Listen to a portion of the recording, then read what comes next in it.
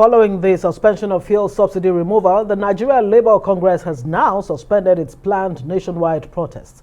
The protests had been scheduled to hold on Thursday, January 27 and Wednesday, February 2nd.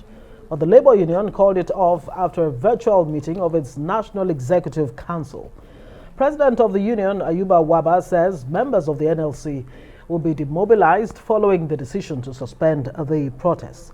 Before the rally was called off, there were queues gradually building up at petrol stations amid fears of a hike in pump price and the impact of the rally. And to discuss the economic implications of government's decision to suspend fuel subsidy and to understand the rationale behind this position, we're joined by Tope Fasua, doctor, a policy and economic analyst who is also a politician. Very warm welcome to Newsnight. Thank you very much. Thanks for inviting me. How do you reconcile, the back and forth of government, particularly when you look at the PIA and the regime of fuel subsidy to continue for another 18 months? Some trillions of naira will go down the drain again? It is true. Perhaps it's the price we have to pay. Because for one, you know that the people of this country had given this government an opportunity, or in fact two. When the government came in 2015, not so long after they increased fuel price from 97 to 145, and they said then that they are deregulated. Later they increased to 162, they said they are deregulated, but Nigeria started to see what's called under recovery, and which was a new subsidy. So this subsidy thing is looking almost impossible to eradicate. And I was listening to the minister speak about putting things in place to cushion the effect and so on. And what occurred to me is that that will never happen. There will never be the day where you will be able to put everything in place to cushion. You would never do it. And of course, with this 18 months postponement, it's a convenient time for this government to be over and done with. They have gone. So the next government will have to worry about that. I had personally advised them not even touch it, not to try it, except they are trying to risk another NSAS. Because look, people's sentiments are tinder dry right now. People can be touched off so easily, because if you look at the other economic indices, and that's where the problem is. Yeah. You look at inflation. I looked at food inflation, compounded from 2015 to date. It's looking like 250, 300%. The price of, we were arguing with Jonathan on 8,000 naira bag of rice. Today, the minimum is 26,000 for local rice. You see, and almost every other staple has increased that much. We're talking about naira, you met at 199. Today, it's 414 officially. On the street, it's 581 with more prospects to drop.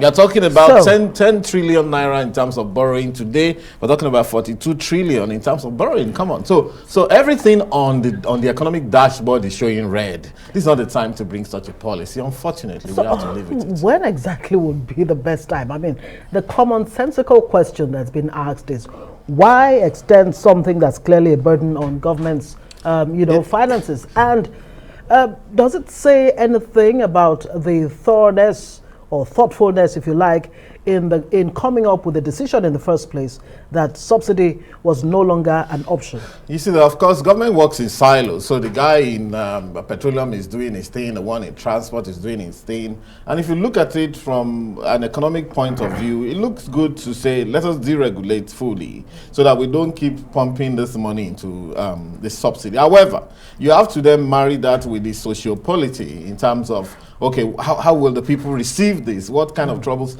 I mean, what we saw in October 2020 is not what any government should want to see again in this country. Okay, and so you don't begin to, we're trying to get out of that.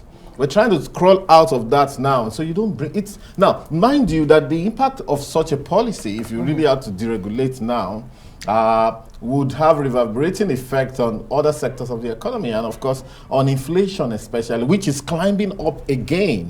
After the last sector, we're now back to 15% territory. If you do, I mean, today the MPC met and had to hold all the rates. Yes. Because you can't begin to drop rates, otherwise inflation will fly again and all of that. You can't increase rates, otherwise the guys in the manufacturing association will say, you're killing the industry. So you can see for how long, for almost 21 months, the MPC has been holding the rate.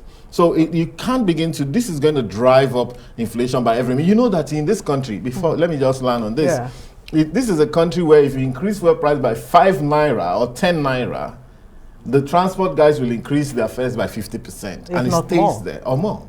So it's a very, very volatile, no pun intended, it's a very volatile issue, this fuel issue to play with. Let's look at the scenario and talking about foreign direct investments and the rest. This government, Nigeria rather, really needs FDI and what have you. But with this kind of economic jigsaw, I would want to say, are they encouraged? Would they want to come? Well, you know, every time, I'm sorry, I'm one person who tried to, if you like, quote and unquote, downplay the FDI issue. I first of all look at domestic investment. I look at how much money people are taking out of this country. I look at how externalized we are in terms of our views. The average Nigerian wants to buy a house. If he makes money, buy a house in London, buy in this one, buy in America, and all of that.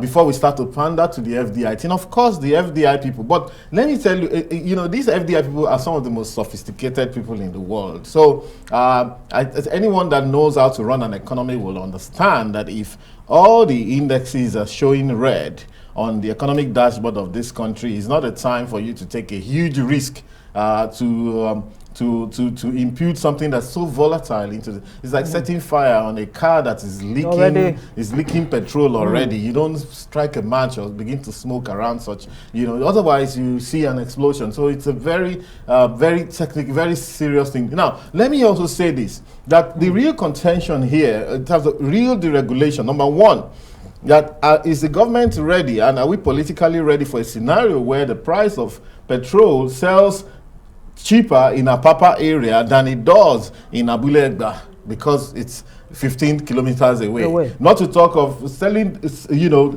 cheaper in Port Harcourt or in Bayelsa than it does in Bauchi or in Kotangura or in Abuja. You know, have they reached that rapprochement to say this is how it's going to be? That's the real deregulation. You know what I'm saying? And again, secondly, we're also saying that eventually where we're going is that our price must match those of our neighbors or even our neighbors twice removed. So if you hear that price of petrol is 450 in Cameroon, that's where we're going to, for example. But if price in DR Congo, which is a neighbor to Cameroon, is 600, then you say, oh, they're taking it through Cameroon into DR Congo. So where we're going to, this 302 that they were talking about last week, or 358 that the El Rufai committee were talking, it's just a stepping stone. The real destination is that high. You know, that's what you want to really. You took it right out of my mouth because I was going to ask whether, you know, this postponement means a review of the current pump price of petrol. I mean, we're already seeing queues, you know, showing up at the filling stations. And you did mention, just like the Minister of Petroleum, you know, said that there's certain things that need to be in place. From where you stand, what are those things that need to be in place? And does the country have 18 months to put those things Part of what I'm saying, yes, but that's part of what I'm saying is that issue of that agreement or that understanding of what proper deregulation should be like, number one. And I also think one thing that really needs to be in place, which none of them is talking about, is that if we fully deregulate today, are we going into the hands of monopolies or oligopolies of cartels who can come together and say, listen, this is the price we're selling? Because the petroleum you know, value chain is a very sophisticated value chain. How many Nigerians can understand how much prices are going for in what they call Platts, where they quote prices of crude oil and refined and all of that, and what's going on in the futures market and all of that? How many Nigerians can understand all the mechanics of exploration, you know, production, transportation, storage? You know, we're talking about upstream, midstream, downstream market, and all before we begin to trace them and be sure that we're not being cheated. That's the problem. And of course, if we look at other industries, for example, let's say cement, all right, where we have a kind of oligopoly right now, or even a monopoly, All right, the cement was selling for 1,500 a couple of years back. Is now for 4,000, 4,000, almost 5,000. Are we going to fall into diesel? Is that what you envisage? Is that likely to happen? Absolutely, with the current even scenario. with So the how can they refinery? ensure? Yes, I mean, of course, I didn't want to mention any name, great. but you know, we have such a scenario where we're kind of dependent on that singular person. And of course, whereas he says, look, I try to be very considerate to you, but he will tell you, look, this is my cost. But we have Nigeria no choice. Nigeria has 20% stake in Dangote so refinery. we have no choice. In this same They've instance, invested. perhaps we'll be seeing a scenario where, okay, well, if Dangote refinery comes on board and that's all we have, it's the prices that he says that he can sell that we buy from. In which case, one of the things that needs to be put in place would be, can we have a proper diversified market of many players? What can government do in that regard? Many players on the buy, on the sell side, on the supply side, you know, so that we can know that, okay, these guys can actually compete among each other. All right, we'll have to leave it there. Dr. Tope Fasua, policy and economic analyst. Thanks for joining us and helping us understand it a little bit more tonight.